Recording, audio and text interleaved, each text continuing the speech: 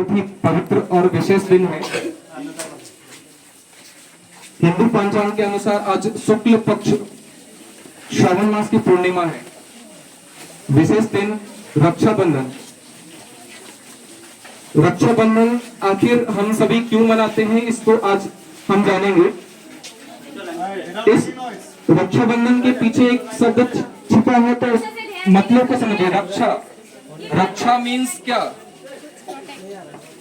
रक्षा means protection, सुरक्षा देना। और बंधन यानी जो धागे का जो बंधन हम बांधते हैं उस वो है रक्षाबंधन। तो ये कब से हम सभी रक्षाबंधन मनाते आ रहे हैं? क्या 5 साल, 50 साल, 500 साल, 1000 साल, कब से मना रहे हैं? इसको थोड़ा जानेंगे। आज अवसर मिला है इसको जानने का। तो एक बहुत ही प्रसिद्ध कहानी है इंद्र और इंद्राणी की। देवों के देव जो इंद्र हैं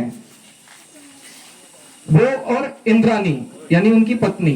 तो एक समय की घटना है जब असुर और देवताओं के बीच युद्ध चल रहा था। युद्ध के दौरान क्या हुआ कि असुर देव के ऊपर हावी पड़ गए और देव का क्या हुआ कि वो हारने लग गए। और देवों के देव जो इंद्र हैं वो डर के मारे उस जगह से भाग गए। भाग के कहां गए? स्वर्गलोक चले गए। स्वर्गलोक जाने के बाद उनकी पत्नी थी, बैठी थी, देखे अरे इनको परेशानी है, क्या हुआ, क्या बात है? तो उन्होंने बताया कि देवताओं का युद्ध चल रहा था, राक्षस ने हमें कम कर दिया, यानी हमें परास्त करने के ऊपर आ गया, यानी हम सभी हारने लग गए। अब मैं क्या करूं? मुझे भी काफी गंभीर चोट लग चुकी है। उसके बाद क्या हुआ कि देवों के देव जो इंद्र हैं, उनकी पत्नी इंद्राणी वो गई ब्रह्मा जी के पास। ब्रह्मा जी के पास गए, जाने के पश्चात उनसे अपने कष्ट को बताया कि आप बताइए हमारे पति देव को, यानी देवों के देव जो इंद्र हैं उनको कठिनाई है, अभी मैं क्या करूं? अभी देव सारे हार जाएंगे, राक्षस का पूरा वर्चस्व हो जाएगा, अब मैं क्या कर सकता हूं? तो ब्रह्मा जी ने आशीर्वाद के रूप में एक रक्षा सूत्र दिया। वो रक्षा सूत्र इंद्राणी को दिया। इंद्राणी ने गए और वो अपने पति देव यानी देवों के देव इंद्र हैं उनके हाथ पे बांधे और उनको बताएं कि ये ब्रह्मा जी का आशीर्वाद है, इस रक्षा सूत्र को मैंने बांध दिया है, आप जाइए अभी युद्ध कीजिए, आप जीत जाएंगे। गए, जाने के बाद वो युद्ध को जीत भी गए। आखिर उस रक्षा सूत्र में क्या था? उनकी पत्नी ने उनको क्या दिया? एक विश्वास कि हाँ आप ये युद्ध जीत सकते हैं। ऐसे ही बहुत सारे प्रसंग हैं।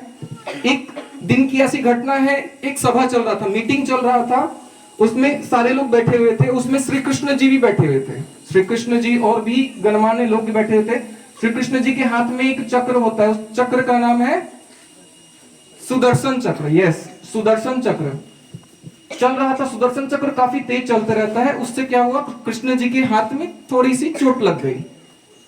इतना तेज धार उसमें चोट लगने के कारण उनके हाथ से रक्त बहने लग गया। तो वहां बैठे थे द्रौपदी, उन्होंने देखा, जैसे ही उनके हाथ में रक्त बना, दौड़ के गए अपने पल्लू से, साड़ी के पल्लू से थोड़ा सा वो पल्लू फाड़े और फाड़ करके तुरंत कृष्ण जी के हाथ में वो बांध दिए। रक्त संचार रुक गया, यानी ब्लड का जो फ्लो है रुक गया।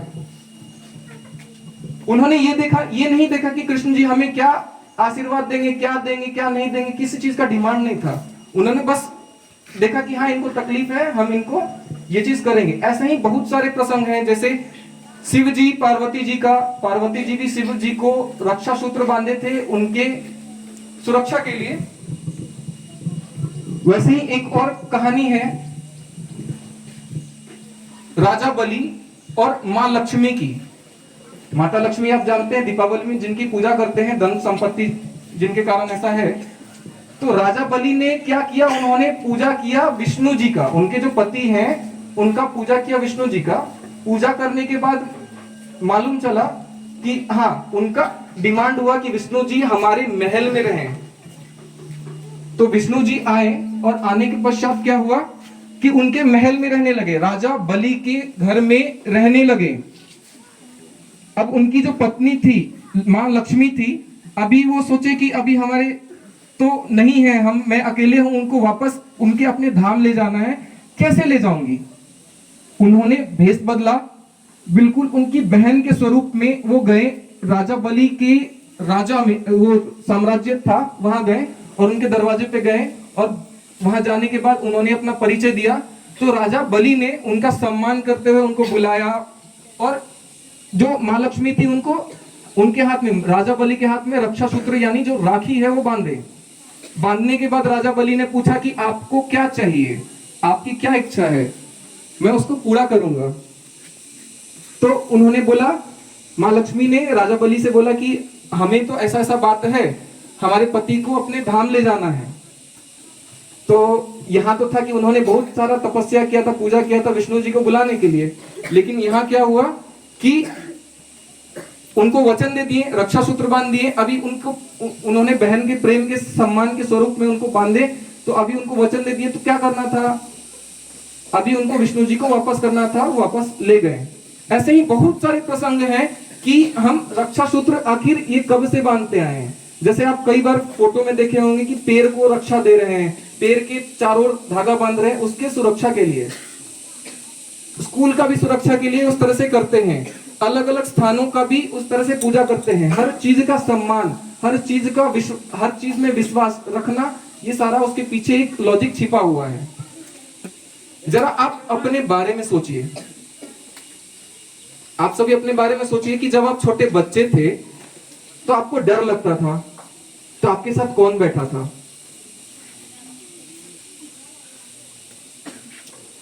जब आप छोटे बच्चे थे, कभी गिर गए तो आपको किसने उठाया?